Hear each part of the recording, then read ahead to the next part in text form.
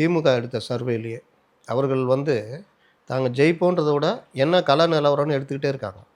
அப்படி அவர்கள் எடுத்த சர்வேலேயே 120 இடங்களுக்கு மேல சிக்கலா இருக்குது திமுகவுக்கு. திமுகவுக்கு. அதுக்கு ஸ்பாய்லர் தான் விஜய்.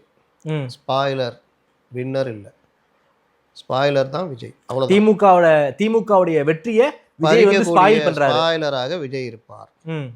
சென்னையிலேயே 10 தொகுதிகள் வரைக்கும் விஜய் ஸ்பாய்லராக இருக்கிறார். ஓகே. இதுதானே தவிர இந்த ஸ்பாய்லர் விஜயா இருக்கும் பொழுது யார் அதனால பலன் அடைவார்கள் அப்படின்றது தான் மேட்ரு. ஓகே. 2016 ஸ்பாய்லரா யார் இருந்தா? மக்கள் நல கூட்டணி. அவ்வளோதான். சேம் அதே பேட்டர்ன் தான். அப்போ மக்கள் நல கூட்டணி பர்சன்டேஜ் இல்லை, இவர் கொஞ்சம் பர்சன்டேஜ் வரும், அவ்வளோதான். இது அவருக்கும் தெரிகிறது, அவர்கள் எடுக்கிற சர்வேலையும் தெரியுது. ஓகே. அப்போ அடுத்த கட்டமாக அவர்கள் எதை நோக்கி நகர்கிறார்கள் என்றால், நாம் இந்த இதை வச்சுக்கிட்டு பஜனை பாட முடியாது.